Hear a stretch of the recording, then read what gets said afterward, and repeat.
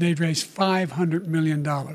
চলতি বছরের নভেম্বরে আসন্ন প্রেসিডেন্ট নির্বাচনের আগে প্রথমবারের মতো টিভি বিতর্কে অংশ নেন দুই প্রতিদ্বন্দ্বী প্রার্থী জো বাইডেন ও ডোনাল্ড ট্রাম্প। তারপর থেকে বাইডেনের বয়স ও সক্ষমতা নিয়ে শুরু হয় নতুন আলোচনা সমালোচনা।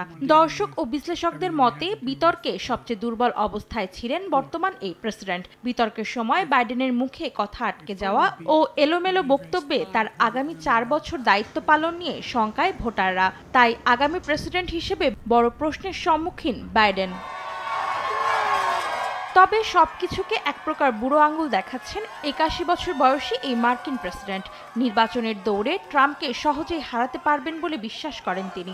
শুক্রবার নর্থ ক্যারোলাইনায় একটি র্যালিতে বক্তৃতা দেওয়ার সময় ট্রাম্পের সঙ্গে প্রেসিডেন্সিয়াল বিতর্কে তার অবস্থান দুর্বল হওয়ার কথা স্বীকার করেন বাইডেন। বলেন দায়িত্ব পালনের বিষয়ে তিনি যদি নিশ্চিত না হতেন তবে আবার প্রতিদ্বন্দ্বিতা করতেন না।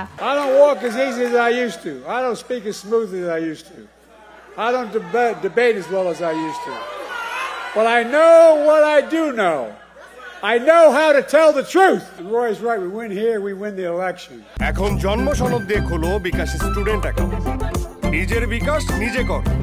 এদিকে ঘরে বাইরে চাপে থাকা বাইডেনের পক্ষে দাঁড়িয়েছেন সাবেক প্রেসিডেন্ট বিল ক্লিন্টন ও বারাক ওবামার মতো জ্যেষ্ঠ ডেমোক্র্যাটরা। তারা বাইডেনকে সমর্থন দিয়ে যাওয়ার ঘোষণা দিয়েছেন।